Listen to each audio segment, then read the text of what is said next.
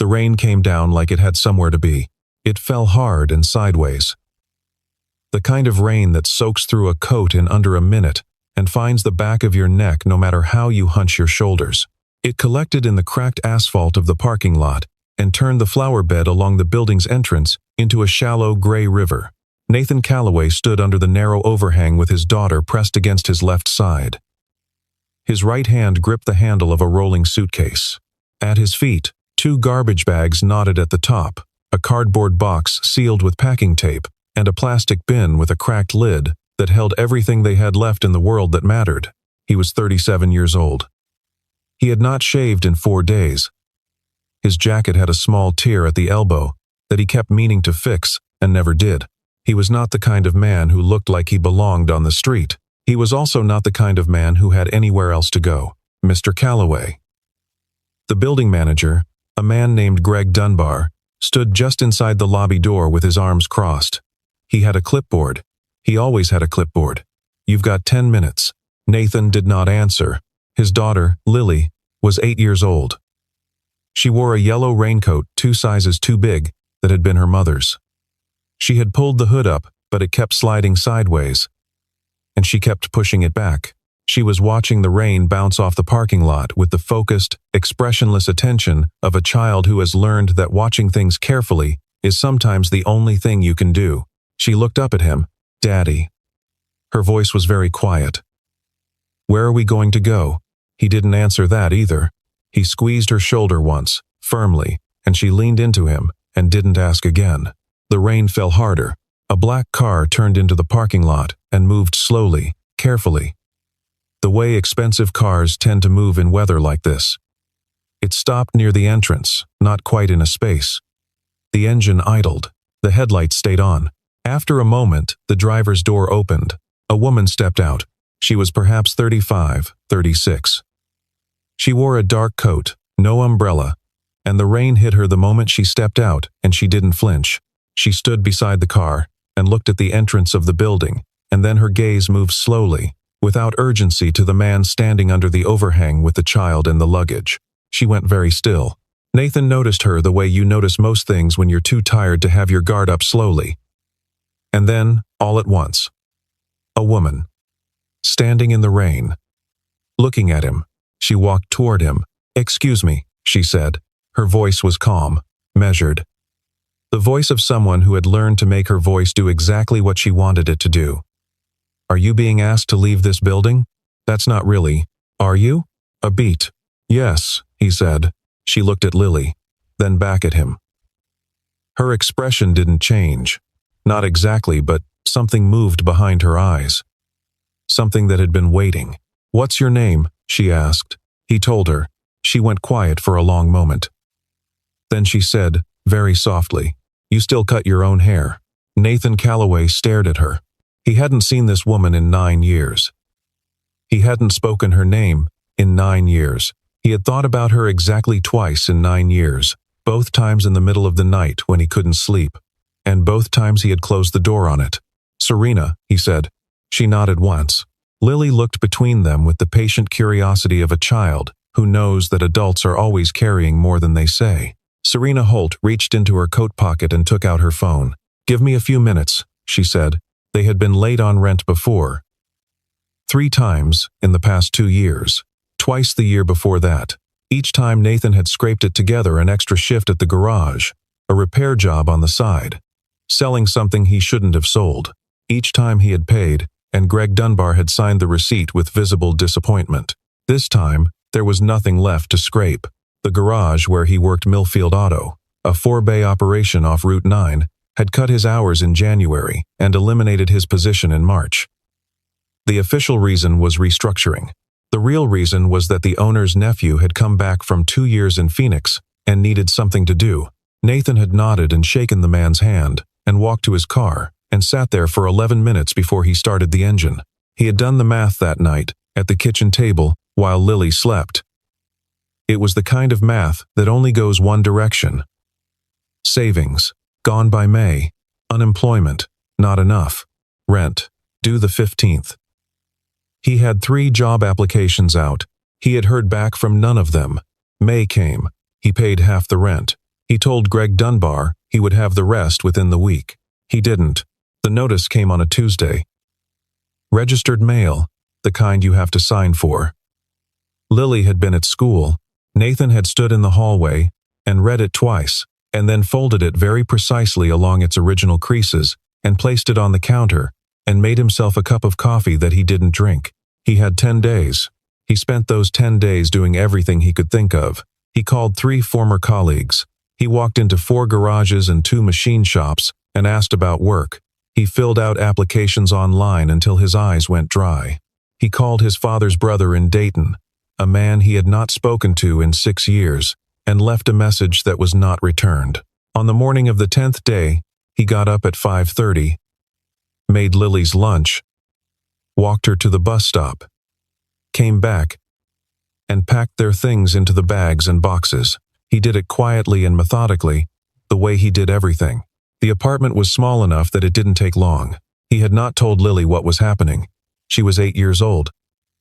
She was smart enough to have figured it out anyway.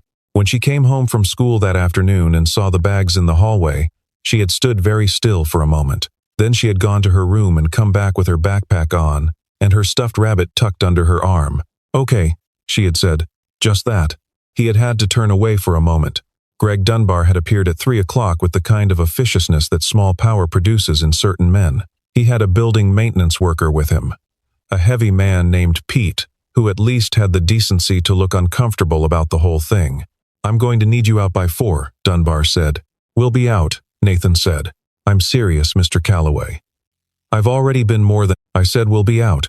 They were out by 3:40. Standing under the overhang in the rain with everything they owned. Nathan had called 2 shelters. One had no family space available. The other didn't answer. He had a number for a third. He was going to call it. He just needed a minute. He needed a minute. There was a version of Nathan Calloway that most people in his current life had no idea existed. It was not a secret, exactly. It was more that it belonged to a different chapter. One he had stopped reading from. He had graduated from Rennick University with a degree in mechanical engineering at 23 and had spent 2 years at a firm in Chicago that designed components for aerospace applications. He had been good at it, very good. The kind of good that draws attention from the right people at the right time. By 27, he had been hired away by a smaller company called Vantage Systems, brought in specifically to lead a team developing a new class of precision manufacturing tools. He had met Claire at 28. She was a physical therapist, originally from Vermont, with dark eyes and a specific, infectious laugh, and a habit of leaving half-finished mugs of tea on every flat surface in the apartment. They had married when he was 29. Lily was born when he was 30. Claire was diagnosed when Lily was 2 years old. It was the kind of diagnosis that rearranges everything, not just the schedule and the finances and the future plans, but the way you understand what the future even is. Nathan had kept working through the first year of treatment. He had taken on less, traveled less, turned down a promotion that would have meant a different city. He told himself it was temporary, that they would get through it. They did not get through it. Claire died in the spring, 3 weeks before Lily's 4th birthday.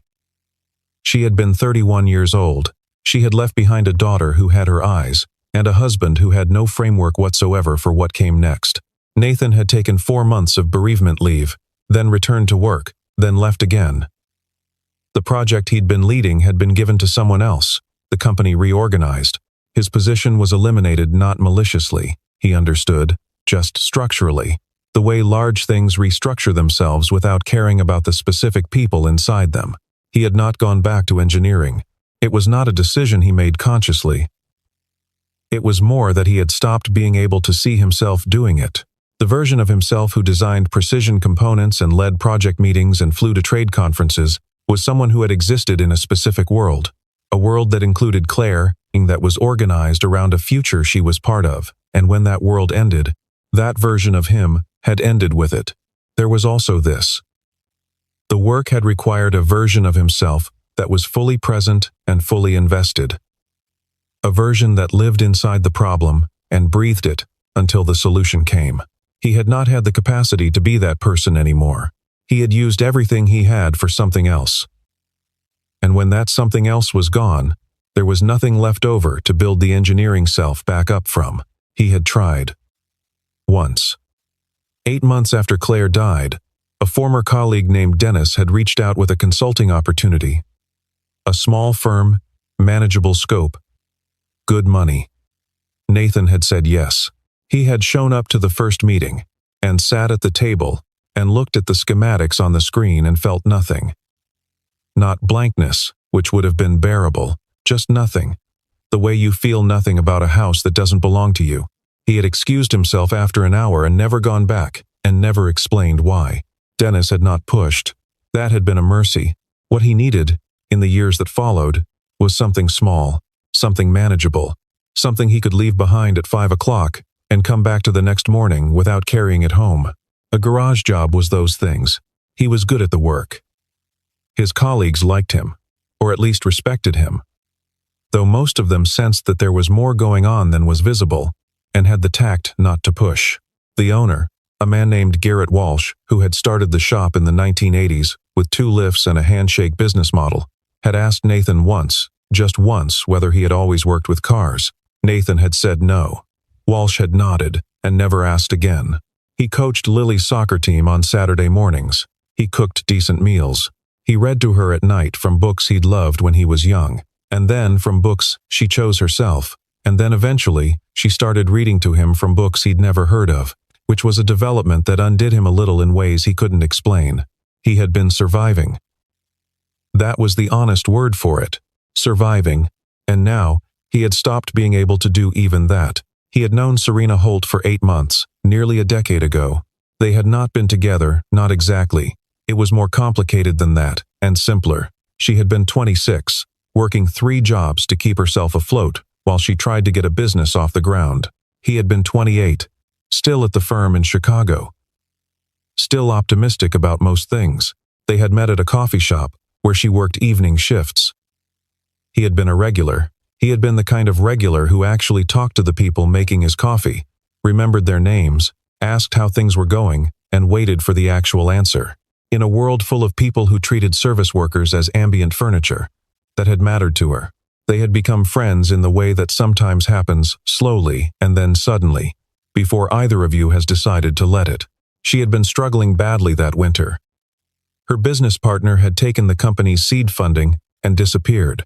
She had been left holding a lease on a small office space she could no longer afford, and a pile of debt she didn't know how to begin to address.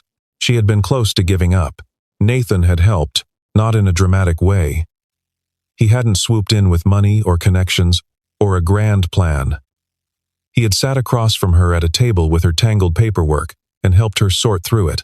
He had helped her find a different office space, a cheaper one. He had introduced her to a friend who was a lawyer and another who had experience with small business restructuring. He had spent 3 evenings helping her rework her business model on a legal pad. Small things, practical things, the kind of help that doesn't announce itself. He had met Claire that spring. The friendship with Serena had naturally contracted, the way friendships do when life reorganizes. There was no falling out, just distance. Then more distance. Then 9 years of silence. He had thought about her, sometimes. The way you think about people who were important once with a kind of gentle, abstract fondness. And then you put it away. He had not thought about what she might have become. Serena stood in the rain with her phone to her ear. She was not looking at Nathan. She was looking at a point somewhere above the building's entrance, the focused, inward look of someone managing several things at once inside their head. "Yes," she said into the phone. "I need the property records for 4410 Millfield Road. The whole building, not just the unit." A pause. "I understand it's Saturday. This is why I pay you a retainer, Marcus." Another pause, shorter. "Good. Call me back in 5. She ended the call and looked at Nathan. He was still staring at her with the expression of a man who has been hit by something he should theoretically have seen coming but didn't. "How long have you been here?" she asked. "At this building, 3 years. And before, a place on Carver Street. Before that, Oakmont." She nodded slowly, assembling something. "Are you working?" "I was. Shop closed." "When?" "March." She looked at Lily, who was watching this conversation with the same calm attention she had been applying to the rain. "What's your name?" Serena asked her. "Lily. How old are you, Lily?" 8 3/4. She said it precisely, the way children do when they've decided that the 3/4 matter. "That's a good age," Serena said.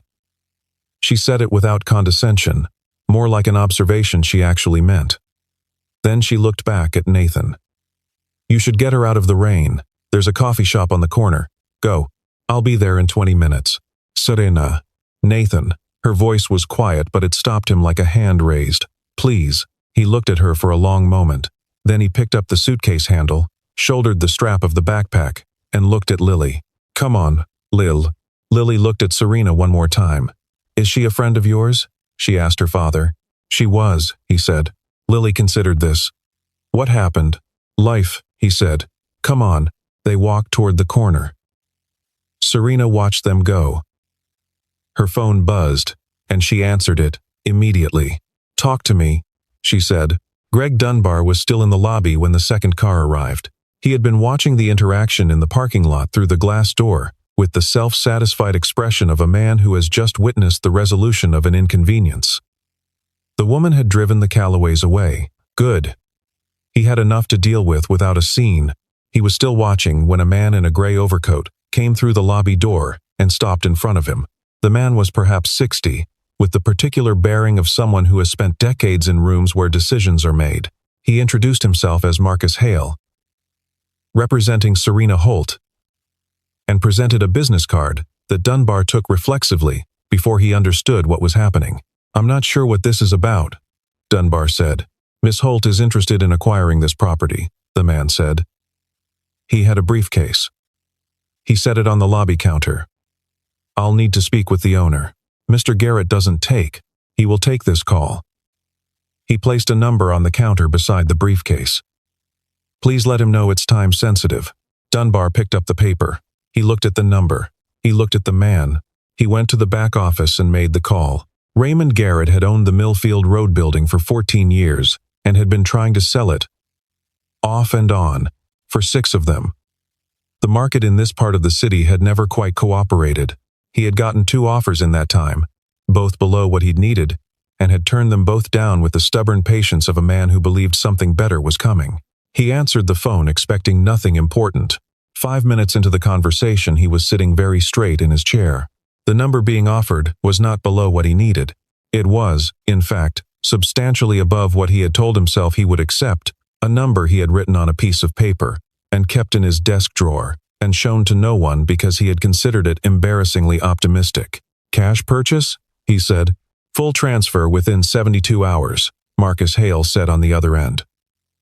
"My client would like this concluded quickly. What are her conditions?" There was a pause. "She has one condition. The current tenants of Unit 14 are not to be disturbed. They will be permitted to remain in their apartment at no cost for a period of 6 months, at which point they will be offered a standard lease at reduced rate. All current staff will be reviewed.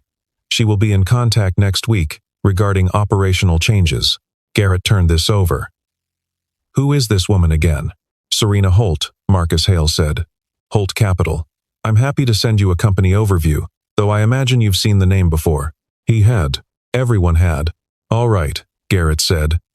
"I'll need this in writing." "It's already in your inbox," Marcus Hale said. The coffee shop was called Pepper and Pine. It was warm and smelled of cinnamon, and had mismatched chairs and a chalkboard menu, and the particular low-level acoustic warmth of a Saturday afternoon, in a place where people stay longer than they planned to. Nathan and Lily sat at a table near the window. He had ordered her a hot chocolate, and himself a black coffee that he was holding with both hands without drinking. Lily was watching the rain track down the glass. She had her rabbit in her lap. "Is she going to help us?" Lily asked. "I don't know. She looked like she was going to. People look like a lot of things." Lily considered this with the seriousness she applied to most things. "She looked at you weird," she said. "Did she?" Like she was surprised, but also like she wasn't. He looked at his daughter. 8 years old, and she already noticed things he would have missed at 30. Claire's eyes, his own stubbornness. Something else that was entirely her own. "Drink your cocoa," he said. She drank it. She held the mug in both hands, the same way he was holding his coffee. And he noticed this, and it did something complicated to him that he couldn't name. Serena came in 18 minutes later. She was still wet from the rain, but she moved through the space with the absolute self-possession of someone who was never quite anywhere by accident. She ordered a tea at the counter, brought it to the table, and sat down across from them. She looked at Nathan. "I bought the building," she said. The coffee shop hummed around them. Someone at the counter laughed at something. The rain kept falling. "I'm sorry," Nathan said, 20 minutes ago. Full purchase. She wrapped her hands around her tea. "You can go back. Your things will be put back inside." "Greg Dunbar no longer works there." Nathan stared at her. Lily looked at Serena, and then at her father, and then back at Serena. "Why?" Nathan said. "It came out flat. Not quite a question. Because I was in the area, and I saw you standing in the rain with your daughter and your suitcase, and I had the means to do something about it." She paused. "And because of other reasons that we can talk about later if you want to, or not at all if you'd prefer." "Serena." He set down his coffee. "You can't just—" "Nathan." She met his eyes. "I did." Silence. "I'm not taking charity," he said. "Good. I'm not offering it." She reached into her coat pocket and placed a folded document on the table. "This is a 6-month zero-rent agreement. After that, you'll be offered a lease at 60% of market rate. You can decline both and make other arrangements. That's your choice." She slid the paper toward him. "But tonight, your apartment is yours. Lily has a bed." He looked at the paper. He did not pick it up. Lily had been very quiet throughout this. Now she said, without looking up from her hot chocolate, "Thank you." Serena looked at her. "You're welcome," she said. And she smiled briefly, genuinely in a way that changed her face entirely, and then was gone. Greg Dunbar was informed of the ownership transfer by Marcus Hale at 4:47 that afternoon. He was told that his services were no longer required, and that he would receive his final paycheck by mail. He was asked to surrender his keys and access codes before leaving. He asked to speak to the new owner. Marcus Hale informed him that the new owner was unavailable. Dunbar drove home in the rain and sat in his car in his own driveway for a long time, thinking about the woman he'd seen in the parking lot, the one he'd looked past, the one he'd been dismissive about without even registering that he'd done it. The way you're dismissive about people you've decided don't require your full attention. He thought about Nathan Calloway standing under that overhang. He did not feel good. The residents of the building got the news in various ways: a text from the management company, a conversation in the hallway, the visible removal of Dunbar's personal items from the front office. By evening, most of them knew. The woman in 7B, a retired teacher named Dorothy Finch, who had lived in the building for 11 years and had always been quietly kind to Nathan in the hallway, came down to Unit 14 at 6 o'clock with a casserole dish. "I heard what happened," she said when he opened the door. "I'm sorry it took this long for someone to do something. I should have said something months ago." "You didn't owe me anything," Nathan said. "No," she agreed, "but I could have." She held out the dish. "This is chicken and rice. It reheats well." He took it. "Thank you, Dorothy." She nodded once, very firmly, and went back upstairs. He stood in the doorway for a moment and looked at the casserole dish and thought about all the small kindnesses he had told himself he didn't need. Then he went inside and heated it up and called Lily for dinner. 3 days later, Serena came back. She called first. He answered on the second ring. "Are you free this evening?" she asked. "Lily has soccer practice till 6. After that, he agreed. He didn't fully understand why. Maybe because there were things that needed saying, and he had learned, slowly and with great resistance, that leaving things unsaid was not actually the same as leaving them behind. They met at a restaurant 3 blocks from the building, not expensive, just quiet, the kind of place with good food and enough ambient noise that the conversation between 2 people at a corner table stays private without feeling secretive. For the first 20 minutes they talked about ordinary things. Lily, the school she went to, the soccer team, the rabbit whose name was Biscuit and who had been everywhere with her since she was 3. Serena listened with genuine attention, asking real questions, the kind that made it clear she was actually tracking what he was saying. Then there was a pause in the conversation, and she said, Do you remember the winter I almost walked away from everything? Yes, he said. I was going to, she said. I had decided.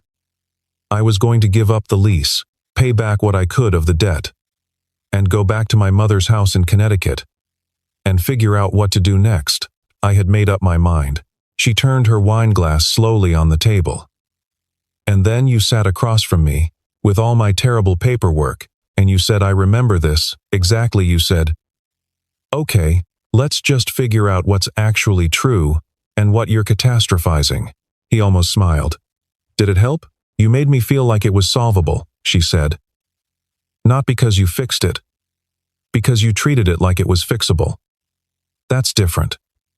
She looked at him. I don't think you know how much that mattered. I just helped you sort some papers. You helped me believe I could do it. She was quiet for a moment. I built Holt Capital from that office, Nathan. The one I almost gave up. The first 3 clients came from the connections you made for me. The lawyer you introduced me to is still our general counsel. She shook her head slightly. I've thought about how to find you so many times over the years. Every time something good happened, I thought he should know about this. He should know it mattered. Nathan was quiet for a long time. I didn't do it so you'd owe me something, he said finally. I know that, she said. That's why it mattered. He looked at his hands on the table. An engineer's hands, even now careful, precise, more comfortable making things than talking about them. You didn't have to buy a building, he said. No, she agreed. I didn't. She met his eyes. But I wanted to do something that was actually useful, not something that just made me feel better about myself. And you needed somewhere to live. So, that's a very practical way to look at it. I'm a very practical person. He looked at her, really looked at her, for the first time since the parking lot. She was not the 26-year-old who had worked evening shifts and worried about everything. She was someone who had taken that specific person and built her into someone formidable. The core of her was the same. The rest of her had been constructed, carefully and with great intention, on top of that core. He had known her when she was still building the scaffolding. I'm glad it worked out for you, he said. He meant it simply, without any weight attached. She looked at him for a moment longer than was quite neutral.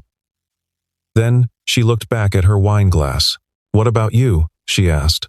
He told her the honest version, not the version that made him sound like a tragedy, not the version that made him sound like he had everything under control, but the actual version, which was messier and more complicated than either. Claire. The diagnosis. The years of treatment. The death. The way he had looked at his life afterward, and not recognized anything he saw there. The decision, if it could even be called that, it was more of a refusal, a long and exhausted turning away to stop being the person he had been professionally and be someone smaller, someone whose job didn't require him to carry anything important. I thought it was temporary, he said. For the first couple of years, I thought I was just waiting until I felt ready to go back. Then at some point I realized I'd stopped waiting and hadn't noticed. He told her about the consulting offer from Dennis. The meeting he'd walked out of.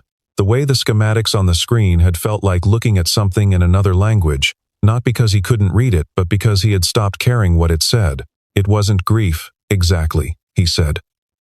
Or not only that, it was more I had built a self around a specific set of things. And when those things went away, the self went with them, and I didn't have the energy to rebuild it. So he made a small gesture with his hand. Stayed where I landed. Do you miss it? She asked. The work. He thought about it honestly, which he rarely did. Parts of it, he said.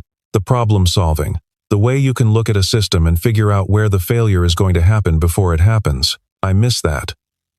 He paused. I don't miss what came with it. The pace. The way you have to perform confidence even when you're not sure. I was good at performing. Claire was the only person who ever made me feel like I didn't have to. And Lily? He was quiet. She's the thing that makes it worth it, he said. All of it. Every day. Even the bad ones. She's the most. He stopped. I don't have words for what she is. You don't need them, Serena said.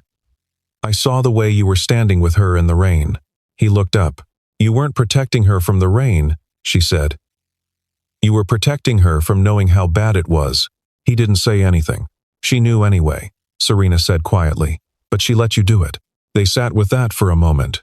Outside the restaurant window, the city moved through its Saturday evening motions, headlights, umbrellas. A couple arguing quietly at a table on the sidewalk. A delivery man on a bicycle, moving with the particular focused urgency of someone whose next stop is already late. Nathan watched it all without quite seeing it. He was still somewhere in the conversation, still turning things over. You know what I've thought about sometimes, he said, is whether she would have done it differently. Claire. Whether she would have told me to get back up sooner, whether she would have been angry at me for staying small. He shook his head. But I can't know that. I can only guess, and guessing feels unfair to her. What does your gut tell you? Serena asked. He considered it. That she would have been patient with me for a year, he said. And then, she would have said something very precise, and a little devastating, and then made me dinner.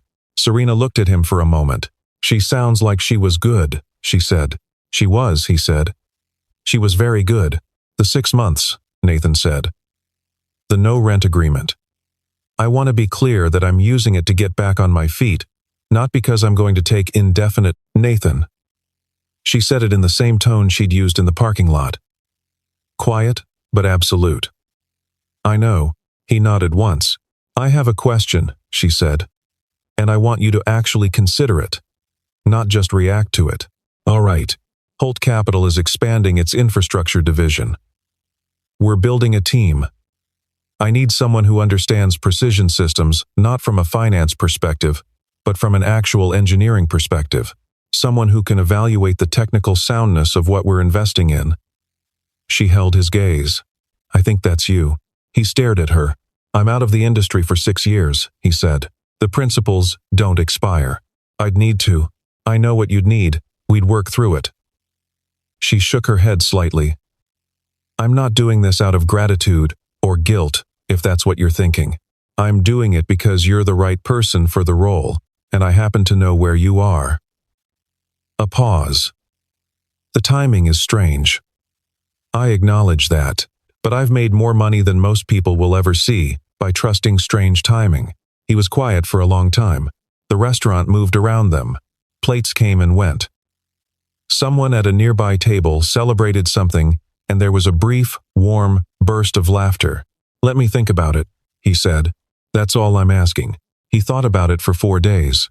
He thought about it while he made breakfast and walked Lily to the bus stop and sat in the apartment with his laptop, looking at job listings that hadn't changed since he'd last looked. He thought about it in the way he thought about things that mattered not constantly and loudly, but in the background, the way you're aware of weather without looking at the sky. He had built a life around smallness on purpose. He had chosen it. He had told himself, and believed it, that small was what he and Lily needed. No exposure, no risk, no distance between who he was on the outside and who he was at home. He went to work. He came home. He was fully there. That had been the design.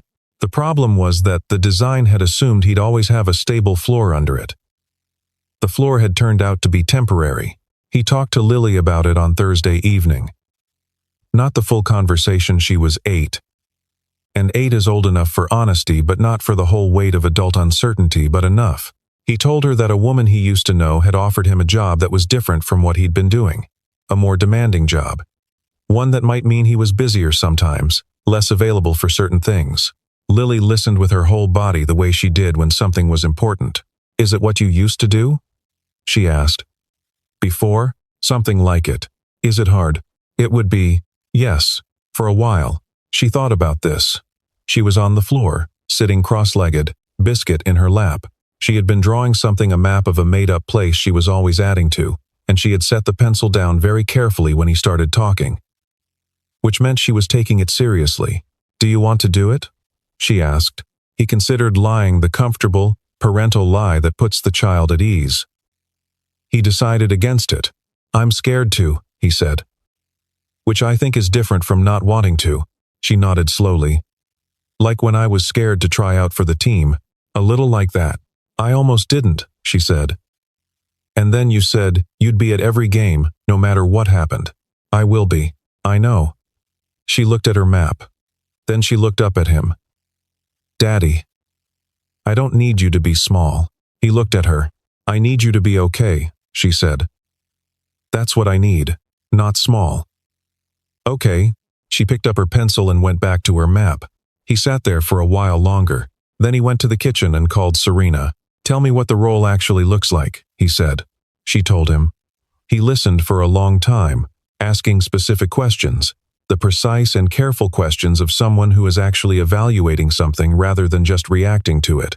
She answered them directly and without inflation, and he appreciated that about her, that she didn't sell him anything. She just gave him the information and let him do what he wanted with it. I'd want to start on a consulting basis, he said. 90 days. Then we reassess. That's reasonable, she said, and I need my hours to be fixed. I leave at 4:30 to get Lily. We can work around that. I'm serious about that one. Nathan, she said. I know. A brief silence. All right, he said. 90 days. The first 3 weeks were the hardest. Not because the work was beyond him, it wasn't, not quite, though there was a significant amount of catching up to do, and he spent more than a few evenings at the kitchen table, with Lily asleep down the hall, and his old engineering textbooks open beside the laptop screen. The hardest part was relearning how to be in a room where things mattered, where decisions he made had consequences, where people were depending on the quality of his thinking. He had forgotten that that kind of dependency could feel like something other than pressure. That it could, if you were in the right place, feel like purpose. He was careful not to romanticize it. Work was work. Some days were tedious. Some meetings were pointless. Some of the projects Holt Capital was considering were, in his assessment, structurally unsound in ways that the financial analysis couldn't capture. And he said so, clearly and specifically, in language that made the engineers in the room look up and the investors in the room look uncomfortable. Serena listened to him in those meetings with an attention that was neither warm nor cold, just precise. She asked follow-up questions. She pushed back when she disagreed, which was not infrequently. He pushed back in return, which surprised her assistants and did not seem to surprise her at all. At the end of the 4th week, she stopped by his office, a small room with a window that looked out on the street below, and said, without preamble, "You were right about the Meridian deal. We're pulling back." "I know," he said. "You could have said, 'I told you so.' Why would I do that?" She looked at him for a moment. Then she almost smiled and left. Lily came to the office once, on a Friday when her school had a half-day, and Nathan's neighbor Dorothy couldn't watch her until 3. Serena had said it was fine. He had not been sure it was fine, but he had no other option. Lily sat in the corner of his office with a book and a snack, and was extraordinarily well-behaved for 2 hours, which he suspected was a specific performance on her part, rather than her natural state. At noon, Serena appeared in the doorway, looked at Lily, and said, "Do you want to see what we actually do here?" Lily looked at her father. He shrugged. "Up to you." She went. They were gone for 45 minutes. When they came back, Lily was carrying a small notebook with diagrams in it. Serena had taken her to meet the infrastructure team, and someone had explained, in terms an 8-year-old could follow, how the company decided whether a bridge was worth building. "They use math to figure out if it'll fall down," Lily reported. "And if it won't fall down and it helps people get where they're going, they help build it." "That's roughly it," Nathan said. "Your dad does that," Serena said. "The math part." Lily looked at him with an expression he hadn't seen on her face in a long time. An expression that was, if he was reading it right, something like impressed. "Cool," she said, with great sincerity. He did not trust himself to respond to that. The 90 days ended. He accepted the full position. The things that changed were smaller than he had feared, and larger than he had expected, the way most real changes are. He was busier. His mind was more occupied.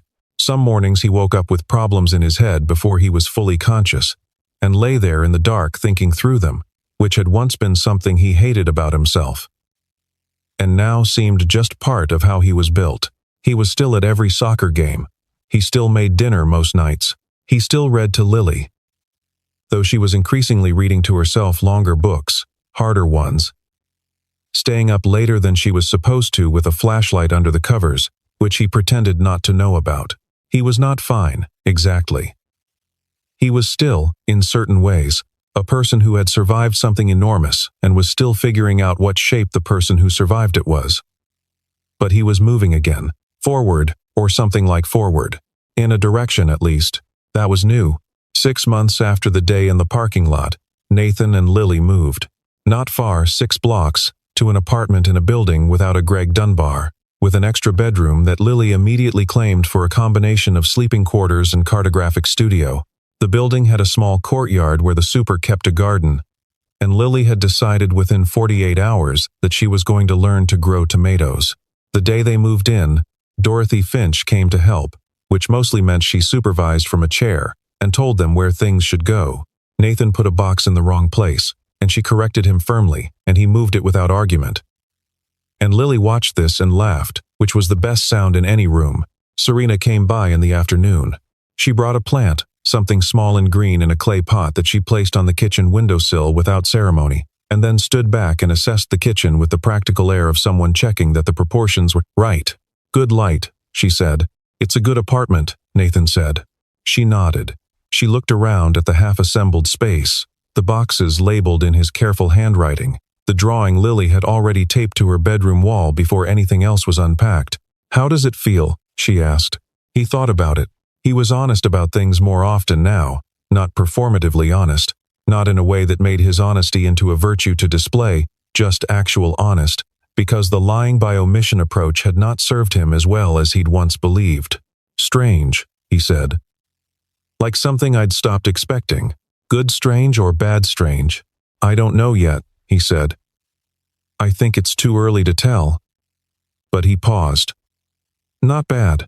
She held his gaze for a moment. They were standing in his kitchen with an unpacked plant on the windowsill, and the sounds of Lily reorganizing her room down the hall. And there was something between them that was not resolved and was not, he thought, intended to be resolved right now. It was just present. It was just there. The way things are when two people have a history and a present, and are standing in the same room and not pretending otherwise. "I'll see you Monday," she said. "Monday," he agreed.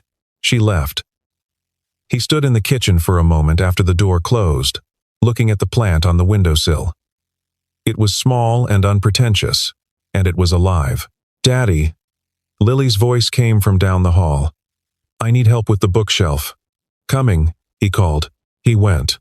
That evening, after Dorothy had gone home and Lily was asleep and the apartment was as settled as it was going to be on its first night, Nathan stood at the kitchen window in the dark and looked out at the street below. It was a quiet street. A few cars. A couple walking a dog. Streetlights making orange circles on the wet pavement. It had rained earlier. A brief spring shower. Nothing like the rain of 6 months ago. He thought about all of it, not in a sentimental way. More the way an engineer thinks backward from the present state, tracing the sequence of events that had produced it. The eviction. The parking lot. The woman stepping out of the black car. The conversation in the coffee shop. The dinner. The 90 days. The position. The apartment. He thought about what Lily had said. "I don't need you to be small. I need you to be okay." He was not, precisely, sure what he was. He was still assembling himself out of what the last several years had left behind. And he suspected that was going to take a while longer. You don't lose someone and come through clean on the other side. You come through changed, which is different, but he was working at something he was good at. He was present for his daughter.